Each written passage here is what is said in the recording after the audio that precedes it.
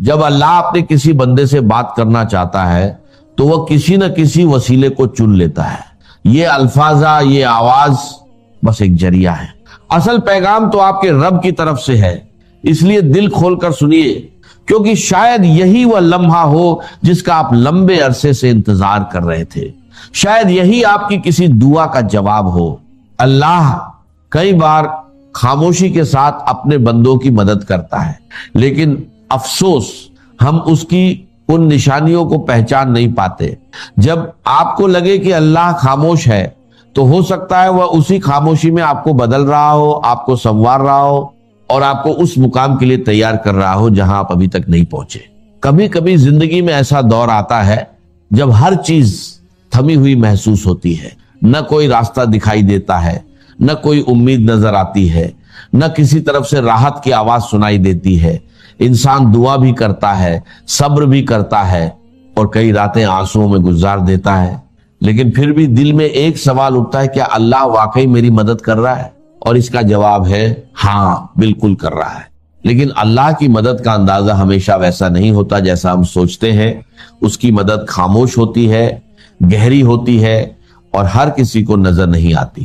آج ہم ان نشانیوں کو سمجھیں گے جو بتاتی ہیں کہ اللہ کی رحمت آپ کے بہت قریب ہے، چاہے آپ کو ابھی اس کا احساس نہ ہو رہا ہو. پہلی نشانی، آپ کو تنہا کر دیا گیا ہے.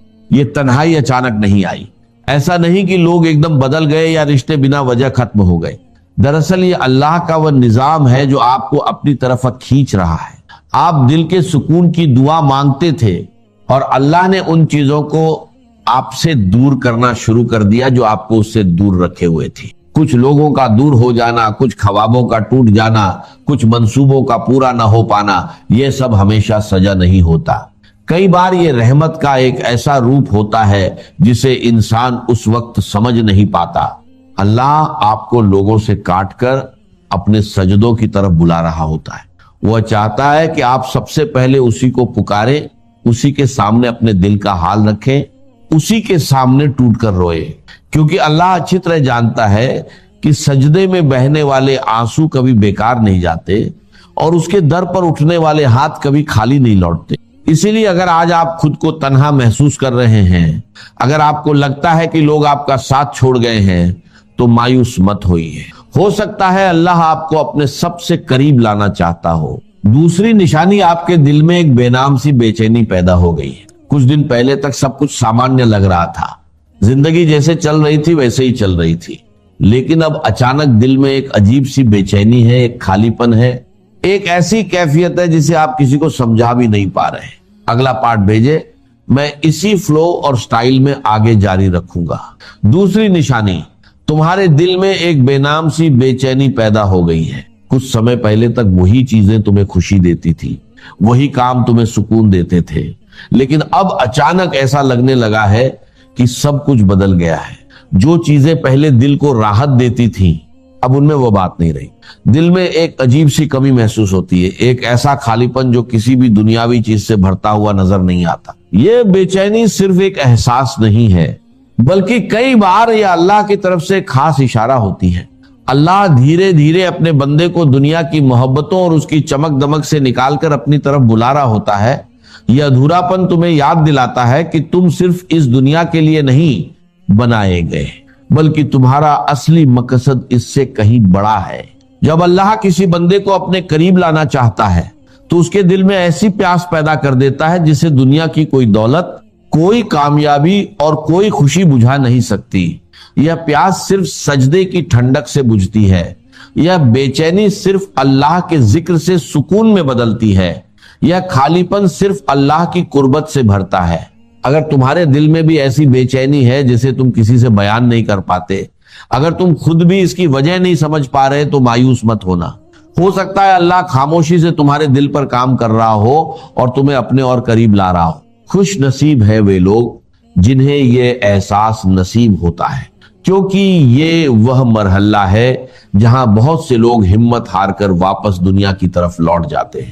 لیکن جو لوگ ٹھہر جاتے ہیں، صبر کرتے ہیں اور اللہ کی طرف رخ کر لیتے ہیں، انہیں وہ مدد دکھائی دینے لگتی ہے جو آنکھوں سے نہیں بلکہ دل سے محسوس کی جاتی ہے. یاد رکھو، اگر اللہ خاموش ہے تو इसका मतलब ये हरगिज नहीं कि वह गाफिल है, बल्कि हो सकता है कि वह खामोशी से तुम्हारी तकदीर के ऐसे फैसले लिख रहा हो जिनका इंतजार तुम बरसों से कर रहे हो। कभी कभी इंसान पूरी तरह थक जाता है, उसका दिल चाहता है कि किसी को पकड़कर कहे मैं थक गया हूं, अब मुझसे और नहीं होता, लेकिन जब सुनने वाला कोई ना हो तो आंखों से खामोश आंसू बहते हैं और दिल की गहराइयों से सिर्फ एक पुकार निकलती है, या अल्लाह आखिर कब तक। और यही वो जगह है जहां बहुत से लोग समझते हैं कि शायद उनकी दुआएं कबूल नहीं हो रही, शायद अल्लाह ने उन्हें भुला दिया है, लेकिन हकीकत इसके बिल्कुल उलट होती है। तीसरी निशानी, आजमाइशें बढ़ गई हैं और तुम खुद को कमजोर महसूस करने लगे हो। जब तुम्हारे आसपास की दुनिया बिखरने लगे, जब हर कदम पर रुकावटें आने लगे, जब एक मुश्किल खत्म होने से पहले दूसरी सामने खड़ी हो जाए, जब दुआओं के पूरा होने के बजाय जिंदगी और ज्यादा उलझती हुई महसूस हो, तो जरूरी नहीं कि यह अल्लाह की नाराजगी हो। कई बार यही इस बात की निशानी होती है कि अल्लाह तुम्हारी रूहानी ताकत को बढ़ा रहा है। अल्लाह ताला ने कुरान में फरमाया, सब्र करो और तुम्हारा सब्र सिर्फ अल्लाह की मदद से। सब्र कमजोरी नहीं है, सब्र वह ताकत है जो अल्लाह अपने खास बंदों के दिलों में उतार देता है।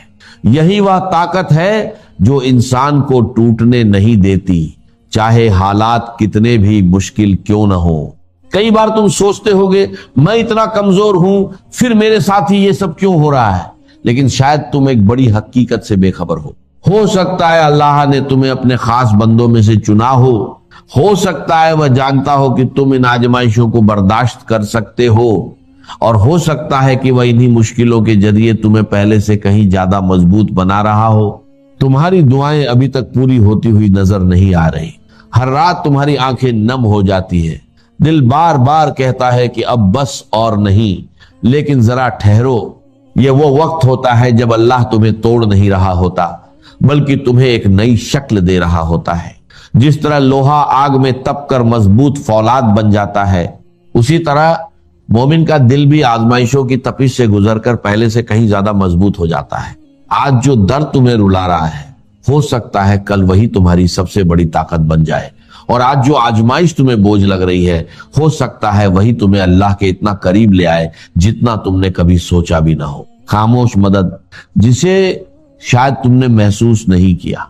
क्या तुम्हें याद है जब सब लोग तुम्हारा साथ छोड़ गए थे, तब भी तुम किसी न किसी तरह संभल गए थे?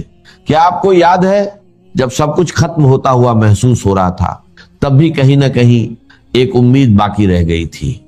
जब हर दरवाजा बंद हो गया था, तब भी कोई ना कोई रास्ता निकल आया था।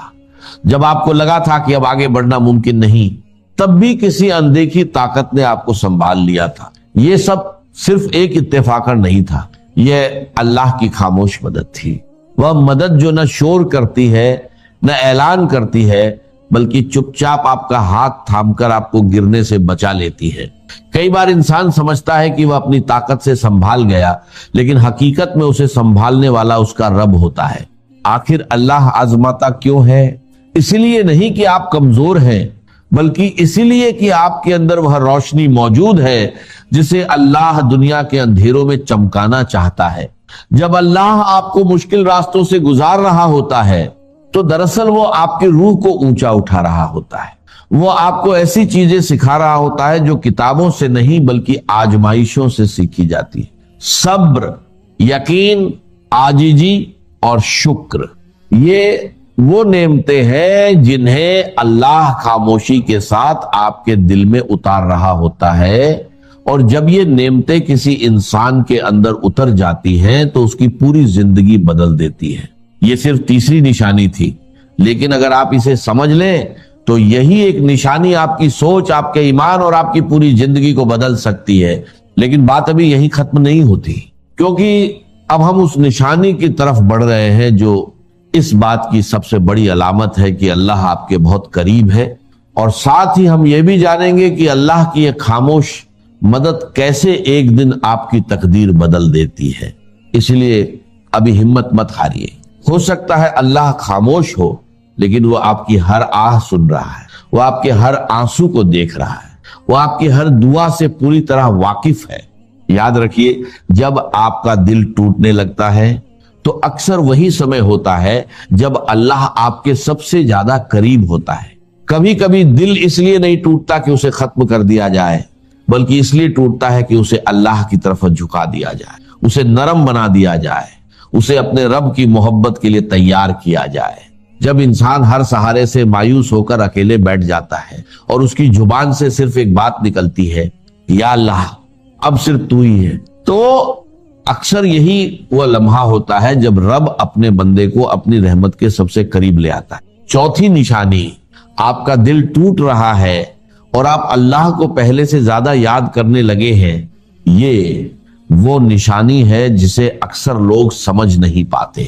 انہیں لگتا ہے کہ ان کا دل کمزور ہو گیا ہے، وہ ٹوٹ چکے ہیں، لیکن حقیقت اس کے بالکل الٹ ہوتی ہے۔ اصل میں اللہ اسی دل کو اپنی طرف کھینچ رہا ہوتا ہے۔ حدیث قدسی میں آتا ہے، میں اپنے بندے کے گمان کے انوسار ہوتا ہوں، اور جب وہ مجھے یاد کرتا ہے تو میں اس کے ساتھ ہوتا ہوں۔ یعنی جب آپ درد کے ساتھ سچے دل سے اللہ کو پکارتے ہیں تو وہ صرف آپ کی آواز نہیں سن رہا ہوتا، بلکہ اپنی رحمت کے ساتھ آپ کے قریب بھی آ رہا ہوتا ہے۔ اکثر ایسا ہوتا ہے کہ لوگ آپ کو دیکھ کر سمجھتے ہیں کہ آپ ٹھیک ہیں، آپ کے چہرے پر مسکان ہوتی ہے، لیکن آپ کا دل اندر سے ٹوٹ رہا ہوتا ہے۔ آپ کی دعائیں آنکھوں سے بہتی ہیں مگر زبان خاموش رہتی ہے۔ کوئی آپ کا درد نہیں سمجھ پاتا ہے، کوئی یہ نہیں پوچھتا کہ آپ کے دل پر کیا گزر رہی ہے، لیکن یہی وہ سمے ہوتا ہے جب اللہ اپنے سب سے خاص انداز میں آپ کو اپنی طرف قریب کر رہا ہوتا ہے۔ زندگی کا ہر گوشہ، زندگی کا ہر پہلو، ظاہری ہو، باطنی ہو، داخلی ہو، خارجی ہو، انفرادی ہو، اجتماعی ہو، عائلی ہو، قومی ہو، سیاسی ہو، ہر اعتبار سے اللہ کی اطاعت، اور یہ اطاعت ہو اللہ کی محبت کے جذبے سے سرشار ہو کر، اور ان دونوں چیزوں میں اللہ کے ساتھ نظری طور پر، ثانوی طور پر، عملاً اولاً محبت رسول اور اطاعت رسول شامل۔ تین چیزیں ضمنی، اور یہ ضمنی چیزیں ایکسکلوسیو اللہ کے لیے، خالص اللہ کے، یہ رسول کے لیے نہیں۔ نمبر ایک، تعظیم کے کچھ مظاہر ہیں، سجدہ کرنا، قنوت، تعظیماً کسی کے سامنے کھڑے ہونا، ہاتھ باندھ کر، کندھے جھکا کر، یہ قنوت کہلاتا ہے۔ کھڑے ہونا تعظیماً، جھکنا تعظیماً، جس میں رکوع بھی ہے، سجدہ بھی ہے، مطلقاً حرام کسی کے لیے، یہ صرف یہ مینیفیسٹیشنز ہیں اس کی عبادت کا مظہر۔ فَقُومُوا لِلَّهِ قَانِتِينَ، اللہ کے سامنے کھڑے رہا کرو، سجدہ کرو، یہ اللہ کے سوا کسی۔ نمبر دو، دعا صرف، نہ کسی نبی سے، نہ کسی رسول سے، نہ کسی فرشتے سے، نہ کسی اولیاء اللہ سے، نہ کسی بزرگ شخصیت سے، کسی سے لا تدعو مع اللہ احد، رسول سے بھی۔ اب اس میں کئی الفاظ نوٹ کر لیجئے، استدعاء، استغاثہ، استمداد، استعانت، وہی مطلب ہے، استنصار، صرف ہاں مادی قوانین کے تحت فزیکل ورلڈ میں ہم مدد مانگ سکتے ہیں، ذرا مجھے ایک گلاس پانی لا دیجیے، مجھے ذرا یہ کر دیجیے، معلوم ہے پانی ہے، یہ جائے گا لے آئے گا، لیکن بالغیب مدد کسی سے مانگنا، استغاثہ کسی سے کرنا، استعانت کسی سے کرنا حرام ہے، عبادت کو زیرو سے ضرب دے کر زیرو کر دے۔ نمبر تین، اخلاص و احتساب، صرف کرنا، جو نیک کام کرے صرف اس کی خسنودی کی۔ یہاں تک کہ حضور کے سامنے ایک صحابی ایسے ہی محاورے میں رواں روی میں کہہ بیٹھے، ما شاء اللہ و ما شئت، جو آپ چاہیں اور اللہ چاہے، فوراً ڈانٹ دیا، اجعلتنی للہ ندن، تم نے مجھے اللہ کا مد مقابل بنا دیا، مشیت صرف اس کی، وما تشاءون الا ان یشاء اللہ، کوئی نیک کام سوائے اس کی رضا جوئی کے لیے اگر کسی اور کے لیے کیا گیا، ریا ہے، سمعہ ہے، دکھاوے کے لیے ہے، شہرت کے لیے ہے، دنیا کمانے کے لیے ہے، لیڈری چمکانے کے لیے ہے، اقتدار حاصل کرنے کے لیے ہے، کوئی بھی اور مقصد اگر شامل ہوا، زیرو سے ضرب کھا کر پوری عبادت زیرو ہو جائے۔ احتساب، بدلے کی توقع صرف اللہ، یہ لفظ آپ خاص طور پر سنتے رہے ہوں گے ان دنوں بہت، من صام رمضان ایمانا واحتسابا غفر له ما تقدم من ذنبه ومن قام رمضان ایمانا واحتسابا غفر له ما تقدم من ذنبه ومن قام ليلة القدر ایمانا واحتسابا، ایمان کے ساتھ احتساب کیوں آ رہا ہے؟ اس کا اجر و ثواب سوائے اللہ سے اور کسی سے توقع نہ۔ یہ پانچ چیزیں ہیں، جہاں تک اطاعت کا تعلق ہے اس میں ایک ایکسیپشن نوٹ کر لی، کہیں کسی وقت نسیان سے، خطا سے یا جذبات کے طوفان میں آ کر کوئی غلط حرکت کر بیٹھا لیکن فوراً توبہ کر، یہ مستثنا ہے۔ میں نے 3 الفاظ کہے، خطا آپ نہیں سمجھتے تھے کہ جو میں کرنے چلا ہوں یہ ڈس اوبیڈینس ہے، آپ کو پتہ ہی نہیں تھا، خطا ہو گئی۔ نسیان، بھول گئے، ایک وقت ایسا ہے کہ آدمی کے اوپر غفلت کا ایک پردہ پڑ جاتا ہے۔ حضور خود فرماتے ہیں انہ لا یغان علی قلبی وانی لاستغفر اللہ فی کل یوم 70 مرۃ، میرے دل پر بھی کبھی کبھی حجاب سا آ جاتا ہے، میں روزانہ 70 مرتبہ استغفار کرتا۔ تو ہم اپنے حجابات پر حضور کے حجاب کو قیاس نہیں کر سکتے، چہ نسبت خاک رہا عالم پاک، وہ کوئی اور شے ہے، یہ کوئی اور شے ہے، لیکن یہ کہ باہر پردہ تو پڑتا ہے، اس میں کوئی غلط حرکت سرزد ہو گئی۔ یا نمبر 3، جذبات کا کوئی ہیجان تھا جس نے کہ اوور پاور کر دیا، انسان کی قوت ارادی کو معطل کر دیا، کوئی غلط حرکت سرزد ہو، لیکن پھر توبہ فوراً۔ انما التوبۃ علی اللہ للذین یعملون السوء بجہالۃ ثم یتوبون من قریب، جیسے ہی طوفان گزرا فوراً پوچھ یہ مجھ سے کیا ہو گیا، لا الہ الا انت سبحانک انی کنت من الظالمین، ربنا ظلمنا انفسنا وان لم تغفر لنا وترحمنا لنکونن من الخاسرین وان لم تغفر لی وترحمنی لاکونن من الخاسرین۔ اب یہ دعا ہے، گر گرا کر اللہ معاف کر، it will be written off, it will be expunged، محو کر دیا، یکفر عنہ سیئاتہ، اس کے معنی یہی۔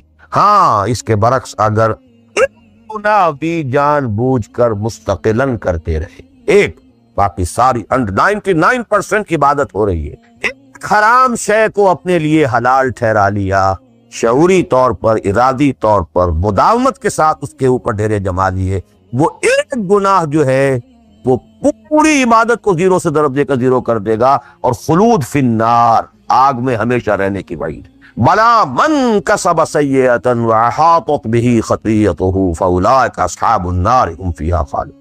ان پوائنٹس کو اچھی طرح نوٹ کیجئے، خطا میں فرق ہے، گناہ میں فرق ہے۔ ایک گناہ غیر شعوری طور پر ہو گیا، خطا سے ہو گیا، نسیان سے ہو گیا، وقتی طوفان جذبات کا، کسی ایسی محفل میں تھے، مجلس میں تھے، ہو گئے، غلطی ہو گئی، فوراً متنبہ ہو گئے، فوراً کچھ اور ہے۔ ویسے کہ آدمی، مجھے اچھی طرح یاد ہے ایک مرتبہ، اور میں بھولتا نہیں اس واقعے کو، میں میڈیکل کالج میں پڑھ رہا تھا تو ایک سائیکل پر جا رہا تھا کالج، اور سلپری تھی روڈ، جب سائیکل سلپ کرتی ہے تو پتہ نہیں چلتا میں کب گرا ہوں، لیکن مجھے پتا اس وقت چلا ہے جب اٹھ چکا تھا کہ میں گرا، کیونکہ آدمی وہ پڑا نہیں رہتا، یہ جو ہے فوراً اٹھنا، ثم یتوبون من قریب، یہ بھی بعد میں معلوم ہوتا ہے کہ میں گرا تھا، جب تو اٹھ چکا ہوتا ہے، اتنا انسٹنٹینیس ہوتا، یہ ہے یتوبون من قریب، اور اس کو اللہ نے اپنے ذمے، انما التوبۃ علی اللہ، اللہ کے ذمے ہے یہ کہ وہ ایسے شخص کی توبہ قبول کرے۔ انما التوبۃ علی اللہ للذین یعملون السوء بجہالۃ ثم یتوبون من قریب۔ بہرحال یہ ایک اس کی ضمنی بات تھی کہ اطاعت کلی کے ضمن میں ان دونوں چیزوں کو ذہن میں رکھیے، گناہ کا ہو جانا، کل بنی آدم خطاؤون وخیر الخطائین التوابون، التائب من الذنب کمن لا ذنب لہ، بہت اس میں ہمارے لیے پر امید باتیں کہی گئی۔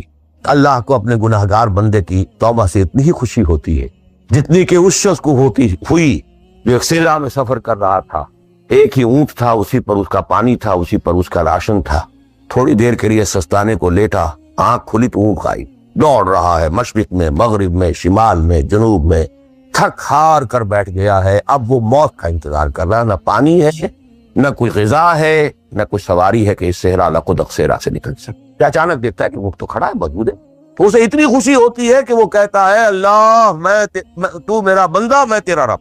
کہنا یہ چاہتا تھا اللہ تو میرا رب، میں تیرا بندہ، لیکن اتنا مغلوب ہو گیا ہے اس وقت جذبات میں خوشی کے کہ کہہ یہ بیٹھا کہ اللہ تو میرا بندہ، میں تیرا رب۔ اتنی خوشی ہوتی ہے کہ اللہ کو اپنے کسی گناہگار بندے کی توبہ سے۔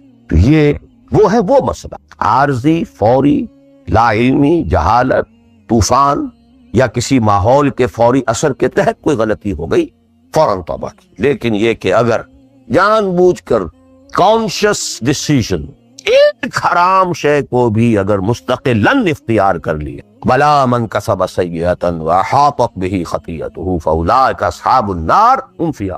اب آئیے نیکسٹ، میں جسے آج ایک نیا اینگل کہہ رہا ہوں وہ کیا ہے۔ دیکھیے اطاعت کے 2 پہلو ہیں، انفرادی اور اجتماعی۔ مجھے مراد کیا ہے، ان کی ریشو پروپورشن مختلف ہوگی۔ کوئی بہت آرگنائزڈ سوسائٹی ہے، اسٹیٹ کا کانسیپٹ ہے، اجتماعیت کا پڑھنا بہت بھاری ہو جاتا ہے، انفرادیت بہت محدود ہے آتی۔ کوئی بڑی پریمیٹیو سی سوسائٹی ہے، آرگنائزڈ اسٹیٹ نہیں ہے تو انفرادیت کا دائرہ وسیع ہوتا ہے، اجتماعیت محدود ہوتی ہے ان ویریس پروپورشنز. لیکن پہلے ان کو آئیڈینٹیفائی کیجئے، اس سے میری مراد کیا ہے. ایک وہ اللہ کی اطاعت ہے کہ جو ایک انسان کے اپنے بس میں ہے وہ کر سکتا ہے، چاہے بھوک آ جائے، فاقہ آ جائے، نقصان ہو جائے، جان کا اندیشہ ہو جائے، یہ کر سکتا ہے. ایک وہ اطاعت ہے جو کسی صورت کر ہی نہیں سکتا جب تک کہ اجتماعی ماحول نہ بدلے. کتنا ہی سنسیئر ہو، کتنا ہی نیک ہو، کتنا ہی فیصلہ کر لے، کر ہی نہیں سکتا. وہ اس کے ہاتھ میں ہے ہی نہیں. ایک ریاست ہے، آرگنائز اسٹیٹ ہے، اس کا لا ہے، آپ اس میں رہ رہے ہیں تو وہی قانون چلے گا. آپ کے بس میں نہیں ہے. آپ کا بیٹا فرض کیجئے خدا نہ خواستہ زنا کرے تو آپ سے رجم نہیں کر سکتے، چاہے آپ کا بیٹا ہے. یہ نو پاور، نو اتھارٹی. آپ کا اپنا بیٹا اپنی بیٹی چوری کر لے، آپ ہاتھ نہیں کر سکتے. مجھے یاد آ رہا ہے لو ان فاطمہ بنت محمد سرقت، بالفرضی کہہ رہا ہوں نا میں بھی، مفروض ہے کتاب، آپ نے ہاتھ کاٹ سکتے. ایک معاشرہ ہے جس کے اندر پوری معیشت جو ہے سود کے اوپر ہے، آپ سانس بھی نہیں لے سکتے کہ جو سود سے خالی ہو، امپاسبل. ایک اسٹیٹ ہے، آپ اس کے سٹیزن ہیں، آپ اس کے کانسٹیٹیوشن کے لائل ہیں، فیتھفل ہیں. تو جیسا کہ میں نے کہا تھا، آرگنائز سوسائٹی اسٹیٹ میں یہ دائرہ بہت بڑھ جاتا ہے. ٹرائبل ہے، وہاں یہ کہ انفرادیت کا کافی دائرہ ہوتا ہے، قانون کم سے کم ہوتے ہیں، نظم کم سے کم ہوتا ہے، سسٹم جو ہے اس کی گرفت کم سے کم ہوتی. اب دیکھیے دو حیثیتیں دنیا میں ممکن ہیں. ایک انتہائی خوش بختی کی، انتہائی خوش قسمتی کی کہ ایک انسان ایک ایسے ماحول میں پیدا ہو گیا ہے، یا وہ ہجرت کر کے ایسے ماحول میں چلا گیا ہے جہاں ٹوٹل دین غالب، دین قائم، نظام ہے دین کا، حکومت ہے اللہ کی. وہاں جا کر انسان کتنا how at ease he will feel. No friction. وہ بھی اللہ کی بندگی کرنا چاہتا ہے، ماحول بھی سازگار ہے، پورا نظام بھی اللہ کی بندگی پر ہے، پورا قانون بھی اللہ ہی کا نافذ ہے، پورا تعلیم کا ڈھانچہ بھی اللہ ہی کے ہدایت کے مطابق ہے، تمام ذرائع ابلاغ سے بھی اسی کے مطابق چیزیں ہیں جو نشر ہو رہی ہیں، آڈیو ویژول سب کچھ. انتہائی خوش قسمت، موسٹ فارچونیٹ کہ ایک انسان ایسے ماحول. لیکن فرض کیجئے کہ وہ ایسے ماحول میں ہے جہاں اللہ کا دین غالب نہیں، بہت محدود سا حصہ ہے جس میں وہ اللہ کا حکم مان سکتا ہے، نماز وہ پڑھ سکتا ہے، روزہ رکھ سکتا ہے، کوئی نہیں روکتا. اسرائیل میں بھی جا کے پڑھ لیجئے نماز اور روزہ، امریکہ میں کر لیجئے، بھارت میں کر لیجئے، کچھ روکنا لوگ. لیکن باقی ویرینگ ڈگریز میں ہوگا یہ کہ زندگی کا 75%، 80%، 50%، 60% وہ باطل کے قبضے میں. تو وہ بھی تو 50%، 60% کافر ہے. He's a part and parcel of that system. قرآن کے تینوں فتوے اس پر بھی تو لگ رہے ہیں. وَمَن لَّمْ يَحْكُم بِمَا أَنزَلَ اللَّهُ فَأُولَٰئِكَ هُمُ الْكَافِرُونَ وَمَن لَّمْ يَحْكُم بِمَا أَنزَلَ اللَّهُ فَأُولَٰئِكَ هُمُ الْفَاسِقُونَ وَمَن لَّمْ يَحْكُم بِمَا أَنزَلَ اللَّهُ فَأُولَٰئِكَ هُمُ الظَّالِمُونَ. وہی ظالم ہے، اور ظالم سے مراد مشرک. ان الشرک لظلم عظیم، وہی کافر ہے. تو سے تجھ کو امید ہے، خدا سے نو امیدی. مجھے بتا تو صحیح اور کافری کیا ہے؟ کوئی کہتے کس ہے؟ وہی تو فاسق ہے، ناہنجار ہے، باغی ہے. ویرنگ ڈگریز کے اندر جتنا بھی اس نظام کی گرفت ہے، اس درجے میں ہر وہ شخص کافر اور ظالم اور مشرک ہے جو اس ماحول میں رہ رہا ہے. ان دونوں حالتوں میں دین کے تقاضے بالکل ایک دوسرے کے برعکس ہو جائیں. اب یہ پوائنٹ ہے جو میں چاہتا ہوں آج، I want to hammer it. اگر آپ خلافت راشدہ کے دوران پیدا ہو گئے ہو، موسٹ فارچونیٹ، دین قائم ہے، اللہ کے احکام جاری ہیں، سارا نظام وہی ہے، دی ہول اسٹیٹ کرافٹ وہ اسلام کی بنیاد پر کام کر رہا ہے، آپ ایک سٹیزن ہیں، آپ کے لیے تقرب بالنوافل کے درجے کھلے. فرض تو پورے ہیں یہاں، نفل نماز پڑھیے، نفل علم حاصل کیجئے، نفل روزے رکھتے چلے جائیے، نفلی چلے کیجئے، جو چاہیے کیجئے، تقرب بالنوافل. اور اس تقرب بالنوافل کا درجہ یہاں تک اونچا ہو سکتا ہے، وَيَتَقَرَّبُ إِلَيَّ عَبْدِي بِالنَّوَافِلِ حَتَّى أَكُونَ. میرا بندہ نوافل کے ذریعے سے میرا تقرب حاصل کرتا جاتا ہے، کرتا جاتا ہے، کرتا جاتا ہے، یہاں تک کہ میں اس کی آنکھیں بن جاتا ہوں جن سے وہ دیکھتا ہے، اس کے کان بن جاتا ہوں جن سے وہ سنتا ہے، اس کے ہاتھ بن جاتا ہوں جن سے وہ پکڑتا ہے، اس کے پاؤں بن جاتا ہوں جن سے وہ حدیث قدسی. اور سارے وہابی بھی مانتے ہیں اس کو، یہ نہ سمجھیے کہ یہ کسی صوفی کی بڑھ ہے، حدیث صحیح عند کل المحدثین. اللہ ہاتھ بن جاتا ہے آپ کا، اللہ پاؤں بنتا ہے، اللہ آنکھ بنتا ہے آپ کی، اللہ کان بنتا ہے. یہ بہت اونچی بات ہے، بہت اونچی بات ہے، بہت اونچی بات ہے. لیکن یہ تقرب بالنوافل کا درجہ کہاں آئے گا؟ جہاں آپ ایک اسلامی نظام کے تحت سانس لیں. جہاں وہ اسلامی نظام نہیں ہے، پہلا فرض تن من دھن اس نظام کو بدلنے کے لیے لگا دینا. اگر یہ نہیں ہے تو نماز نہیں ہے. منہ پر دے ماری جائے. میں جو کچھ کہہ رہا ہوں علی وجہ البصیرت کہہ رہا ہوں, میری پوری زندگی کے مطالعے کا نچوڑ ہے. نماز منہ پر دے ماری جائے, منہ پر دے مارے. You reconcile yourself to that system جو میری بغاوت کے اوپر مبنی تھا. پہلا فرض یہ تن من دھن. You cannot reconcile with that system. You cannot accept that system. اس میں اپنے آپ کو اکوموڈیٹ کرنا, اس میں اچھے کیریئر تلاش کرنا, اس میں اچھی جائیداد بنانا, اس میں پیسہ جمع کرنا, اس میں اچھی سے اچھی بچوں کو ایجوکیشن تاکہ بہتر سے بہتر زندگی وہ بھی گزار سکیں, سب کا سب حرام, مطلقاً حرام. پہلا کام یہ ہے اپنی جان, اپنا مال, اپنا تن, اپنا دن سب اللہ کے دین کے لیے خرچ کرو. سب سسٹمز لیول کے اوپر صرف جان کو باقی رکھنے کے لیے جو ناگزیر ہے, that is allowed, nothing more. This is the point, crucial point. اب ہمارے سامنے حدیثیں ہوتی ہیں اور وہ سارے فضائل کی کتابیں ہیں اور یہ ہیں جن کا تعلق اس ماحول سے تھا جب کہ دین قائم ہو چکا. تو اس کانٹیکسٹ میں باتیں, نفل کی بات ہو رہی ہے اور قیام اللیل کی بات ہو رہی ہے اور جو ہے ختم قرآن کی بات ہو رہی ہے, اور اگر فجر کے بعد بیٹھے رہے مصلی پر اور 2 رکعت پڑھ کر اٹھے جبکہ سورج نکل چکا ہے تو اب یہ اتنا اونچا سوال, یہ ساری بات, all these things become absolutely irrelevant. The deciding factor is دین غالب ہے, ٹھیک ہے, چلو نوافل کی طرف, قرات کی طرف چلو, جتنا آگے سے آگے. یتقرب الی العبد بالنوافل, ورنہ تقرب بالفرائض, پہلے فرض کرنے, اور فرضوں میں پہلا فرض جہاد. Now please note this word. جہاد اصل میں اس جد و جہد کا جامع عنوان ہے, your struggle against that system. لہذا انما المؤمنون الذين آمنوا بالله ورسوله ثم لم يرتابوا وجاهدوا باموالهم وانفسهم. Integral part of the definition of a مومن. اگر زندگی اس سے خالی ہے, اتنی ہو جائے نفل کے درجے میں, اصل وقت, اصل دھارا بہ رہا ہے دنیا کی طرف, دنیا کے حصول کے لیے, جتنا پھیل سکیں, جتنا پھل سکیں, جتنا پھول سکیں, جتنی جڑیں گہری جما سکیں, جتنا کچھ اولاد کے لیے چھوڑ کر بڑھ سکیں, جتنا اولاد کو زیادہ سے زیادہ دنیا کی سہولتیں دینے حاصل کرنے کے قابل بنا کر جا سکیں, ساری تو توانائیاں اور ساری قوتیں اور ساری صلاحیتیں اور سارے اوقات تو کپے ہوئے اس میں. اچھا اب تھوڑا سا دین کا کام بھی, آخر دھوکہ تو اپنے آپ کو دینا ہی ہے نا. قسمت فروش عورتیں بھی تو کالے کپڑے پہن کے جلوس میں نکلتی ہیں تازیوں کے, اور سبیلیں لگاتی ہیں اور مسجدیں بناتی ہیں. They have to deceive themselves. ڈاکو لوگ دیہات صفاق یتیموں اور بیواؤں کی سرپرستی کرتے تھے. ہمارے معاشرے میں جو بستہ الف بستہ بے کے غنڈے ہوتے ہیں, ان کے ہاں بھی نیکی کا, پن کا, خیر کا کھاتا ہوتا ہے. کسی طرح کچھ مذہبی ایکٹیویٹی ہے. اصل شے یہ ہے کس ماحول میں رہ رہے. بہت خوش قسمت ہوتا میں اور آپ, پھر آپ اچھے سے اچھا پہنتے, کوئی اعتراض نہیں, اچھے سے اچھا کھاتے. قل من حرم زینت اللہ التی اخرج لعبادہ والطیبات من الرزق.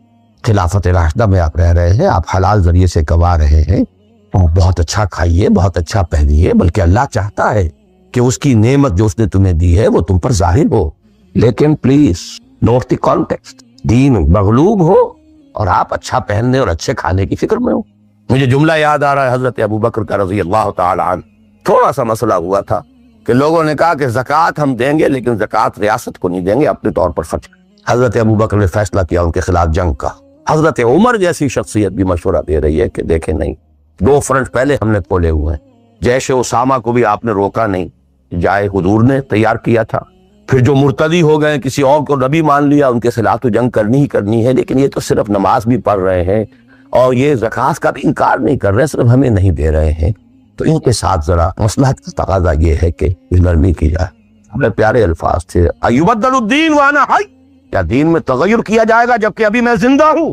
خدا کی قسم اگر یہ حضور کے زمانے میں زکوٰۃ کے اونٹوں کے ساتھ ان کے باندھنے والی رسی بھی دیتے تھے, اور اب اگر یہ کہیں گے کہ اونٹ لے جاؤ رسی نہیں دیں گے, تب بھی میں قتال کروں گا, اور خدا کی قسم کوئی میرا ساتھ نہیں دے گا تو میں اکیلا جاؤں. اور اے عمر تمہیں کیا ہو گیا, تم جاہلیت میں تو بڑے سخت, اسلام میں گرم ہو گئے. یہ ڈانٹ ابو بکر پلا رہے ہیں عمر کو رضی اللہ تعالیٰ عنہ. اچھی طرح جان لیجیے, میں نہیں کہہ سکتا کہ میں کس طریقے سے اس کو بیان کروں, کیسے ٹھوک ٹھوک کر آپ کے ذہنوں میں اتار. یہ ہے اصل شے. دین کا سارا سٹرکچر ہی بالکل ریورس ہو جاتا. The whole value structure absolutely changes. دین غالب ہے تو وہ ساری باتیں جو ہم نے خوب یاد کی ہوئی ہیں, حقوق والدین بھی تو ہے نا, آخر بچوں کے حقوق بھی تو ہے نا, یہ حقوق والدین جو ہے ان مہاجرین کو یاد نہیں آئے جو اپنے ماں باپ کو چھوڑ کر مدینے پہنچ گئے تھے. یہ اولاد کے حقوق انہیں یاد نہیں آئے, بیویوں کے حقوق یاد نہیں آئے. وہ تو فینیٹکس تھے نا, پاگل تھے. مدینے کے منافقین نے انہیں سفہاء کہا تھا, بے وقوف لوگ ہیں یہ. انؤمن کما آمن السفہاء, اس فولس, دس فینیٹکس. یہ ساری حدیثیں آپ کو یاد ہیں. اسلام غالب ہے تو مسئلہ کچھ اور. اچھا کھائیں, اچھا پہنیں, نوافل ہے, نوافل پر نوافل ہے. جتنی ترقی کیجئے, دنیا میں کرنا چاہے دنیا میں کیجئے, روحانی ترقی کرنا چاہے روحانی ترقی کیجئے. سارے میدان کھلے, علم میں, پروفیشن میں, کسی خاص فن میں ترقی کرنا چاہے کیجئے. دین غالب نہیں ہے, اور آپ خود 50%, 60%, 70%, 90% کافر ہیں, اس لیے کہ اس ماحول کا جز ہے اس میں کفر کا نظام ہے. تو پہلا کام تو اپنے آپ کو اس کفر سے نجات دلانا ہوگا. پھر نماز بھی اسی کے لیے ہے. وَاسْتَعِینُوا بِالصَّبْرِ وَالصَّلَاةِ, مدد حاصل کرو. نماز کس کام کے لیے مدد حاصل کرو؟ A mission to make the deen of Allah supreme, an aqim الدین. نماز اس کے لیے سبسروینٹ ہے, اس کے لیے مدد ہے. روزہ اسی کے لیے جنگ کرنے کی صلاحیت پیدا کرنے کے لیے ہے. اس لیے 23ویں رکوع میں سورہ بقرہ کے روزے اور رمضان کے احکام ہے, 24ویں رکوع میں قتال شروع ہوگی. قاتلوا فی سبیل اللہ الذین یقاتلونکم. اور عرب جو ہیں وہ روزہ رکھواتے ہی صرف گھوڑوں کو تھے, خود تو رکھتے ہی نہیں تھے, کیونکہ گھوڑے کو استعمال کرتے تھے لوٹ مار میں, غارت گری میں, جنگوں میں.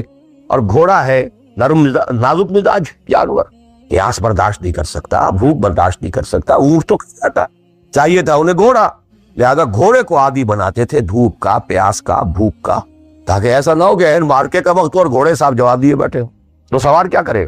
تو ساما یسومو عربی زبان میں گھوڑے کے لیے تھا, انسانوں کے لیے تھا ہی نہیں. یہ تو مدینے میں آنے کے بعد پھر حضور نے یہودیوں کو دیکھا کہ روزہ رکھتے ہیں, تو آپ نے بھی مسلمانوں سے کہا عاشورہ کا روزہ ہے وغیرہ وغیرہ. چھوڑ دیجیے, اس بات کو لمبی ہو جائے گی. یہ ساری چیزیں اصل میں ہے اس مقصد کے لیے. تو اب دیکھیے کہ اب پریکٹیکلی ہم آتے ہیں مسئلے کے اوپر. آئی ہوپ میں اس سے زیادہ میں کہہ نہیں سکتا, میرے لیے ممکن نہیں ہے کہ میں اپنے احساسات کو جیسے کہ میرے ہیں آپ تک منتقل. میں جانتا ہوں ایسے لوگوں جو 30 برس سے مجھے سن رہے ہیں اور یہ ساری باتیں سن رہے ہیں اور 10 سے بس نہیں ہوتے. زمیں جنبت نہ جنبت گل محمد, ان کا وہی کانسیپٹ ہے, اس لیے کہ یہ کانسیپٹ 1400 برس میں جا کر مکمل. 30 برس تھے خلافت راشدہ کے, اس کے بعد ڈاؤن فال, کانسیپٹ سٹارٹڈ چینجنگ. دین مذہب بنتا چلا گیا, سارا ایمفیسس نماز, روزے, حج, عبادت پر ہو گیا, دین کا تصور ہی ختم. اور پھر ہم میں سے جو لوگ غلام رہے وہ تو اتنے فوگر ہو گئے کہ ملا کو جو ہے ہند میں سجدے کی اجازت ناداں یہ سمجھتا ہے کہ اسلام ہے آزاد. بہت بڑے عالم دین نے کہا تھا یہ کہ ہمیں کوئی ایسا کام نہیں کرنا چاہیے جو ہمارے حکمرانوں کو, انگریزوں کو پریشانی کا موجب بن جائے, اس لیے کہ انہوں نے ہمیں مذہبی آزادی دی ہوئی ہے. ہمارے نماز پڑھنے پہ کوئی قدغن نہیں ہے, ہمارے روزہ رکھنے پہ قدغن نہیں ہے, حج کرنے پہ قدغن نہیں ہے, لہذا we should be loyal to them. ملا کو جو ہے ہند میں سجدے کی اجازت ناداں یہ سمجھتا ہے کہ اسلام ہے. یہ کانسیپٹ اتنے پختہ ہو چکے, اتنے پختہ ہو چکے. ریچوئلزم, رسومات, رہ گئی رسم ادا, روح بلالی نہ رہی, فلسفہ رہ گیا, تلقین غزالی نہ رہی. نماز و روزہ و قربانی و حج یہ سب باقی ہیں, وہ باقی نہیں. نمازیں بھی ہیں, روزے بھی ہیں, تراویح بھی ہم نے پڑھی ہے. اب موسم آ رہا, عید الاضحیٰ بھی ہوگی, قربانی بھی ہوگی, حج کے لیے بھی جائیں گے, لیکن دنیا پر کوئی اثر اس کا. 30 لاکھ آدمی حج کر کے آئیں گے, معاشرے پر کوئی زیرو کے برابر بھی کوئی اثر ہے. جو خود کا جا کر کے آتے ہیں ان پر کوئی اثر ہوتا ہے, جیسے گئے ویسے آئے. الٹا یہ کہ یہ اور کانفیڈنس لے آئے کہ پچھلے سارے کام معاف ہو گئے, اب اثر نو کرنے کی چھوٹ ہے. اور میں اپنا 33 سال کا تجربہ آپ کو بتا, اصل ڈیسائیسو پارٹی اس کو سمجھ لیں اگر, تو آپ کا پورا تصور بدل جائے گا, ویلیو سٹرکچر بدل جائے گا. لیکن نہیں تو پھر جو بھی ہے وہ ہے. اب میں ایک عملی سوال کہہ رہا تھا کہ اس میں ایک بڑا عملی سوال ہے, میں کیا کروں.